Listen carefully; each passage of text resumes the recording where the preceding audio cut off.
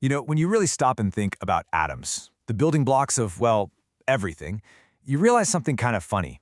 Just like people, they're not really meant to be alone. They're constantly interacting, connecting, and forming relationships.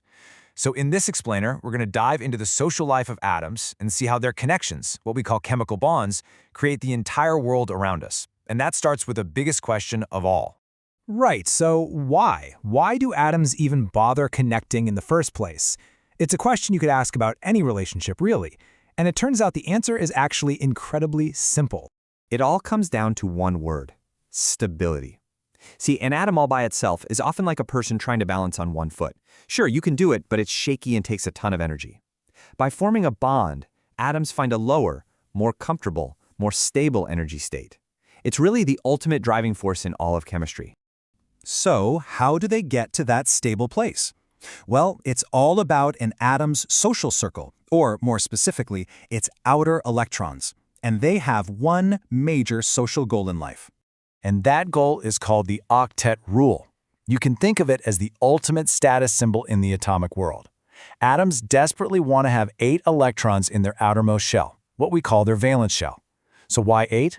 Well, because that's the setup of the noble gases, the super stable, unreactive celebrities of the periodic table. Nailing that magic number is pretty much the whole reason atoms start bonding.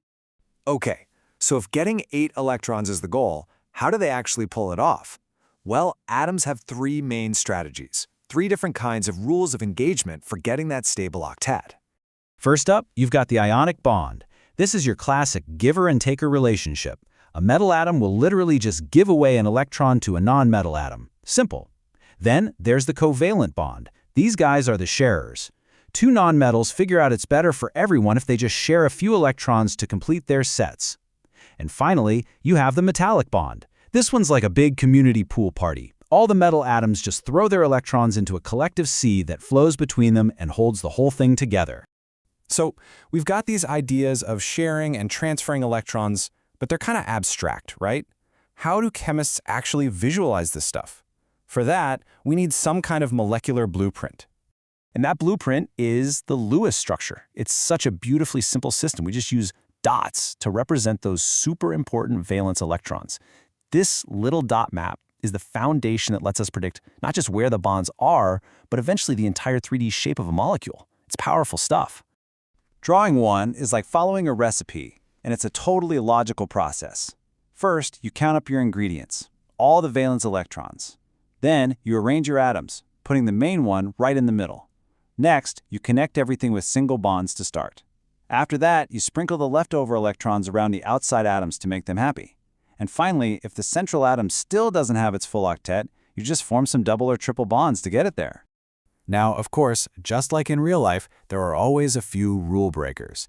While the octet rule is an amazing guide, some atoms are perfectly fine with fewer than 8 electrons. Some can even handle more than 8. And then you have weirdos called radicals that have an odd number. Hey, nature loves to keep us on our toes. Okay, so we've covered the structure of these atomic relationships, but what about the energy? What's the actual physics behind making and breaking these connections? The energy change in any chemical reaction, what scientists call enthalpy, or delta H, can be estimated just by looking at the bonds. It's actually pretty straightforward. You just add up the energy it costs to break all the old bonds, and then you subtract the energy you get back when all the new ones are formed. And this makes perfect sense when you think about it. Breaking up is hard to do, right? It always requires an input of energy. You have to physically pull those atoms apart. But when a bond forms, energy is released as the atoms settle down into that new, more stable state. So remember this: breaking bonds costs energy, forming bonds releases it. And the type of bond tells you a lot about its strength. Here's a great rule of thumb: shorter bonds are stronger bonds. So it makes sense that a triple bond, where atoms are pulled in super close, is way shorter and much, much stronger than a long, stretchy single bond. All right, up until now, we've been living in a flat, 2D world of Lewis structures drawn on paper. But we all know molecules aren't flat. They live in the real world in 3 dimensions. So how do we make that jump from our 2D blueprint to a real 3D model? We use a cool idea called VSEPR theory. Now, the name is a total mouthful: valence shell electron pair repulsion. But the idea behind it is incredibly simple.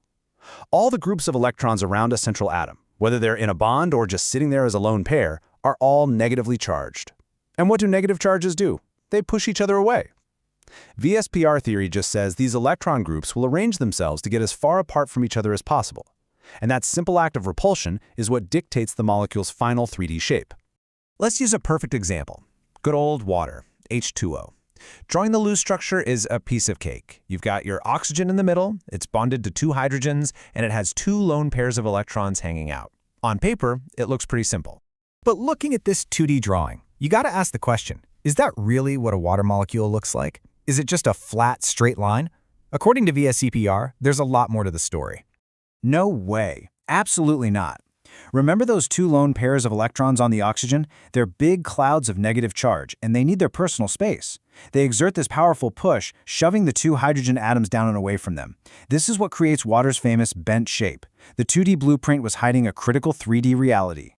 Okay, so atoms bond, we draw them in 2D, and we use VSEPR to predict their 3D shape. But so what? Who cares? Why does this 3D geometry even matter? Well, as it turns out, geometry is everything. Here's the bottom line. A molecule's overall polarity, basically its electrical balance, depends on 2 key things.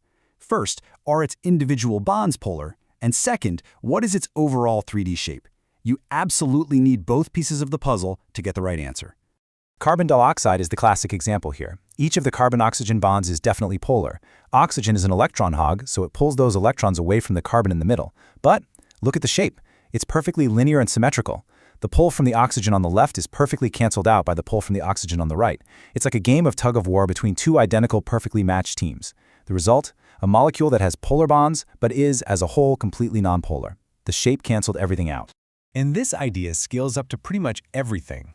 A molecule's shape is what determines how it's going to interact with other molecules. It is literally why a certain drug fits into a receptor in your body like a key into a lock. It's why water has all the amazing properties it does. The geometry, which all starts from simple electron repulsion, is what ultimately dictates function.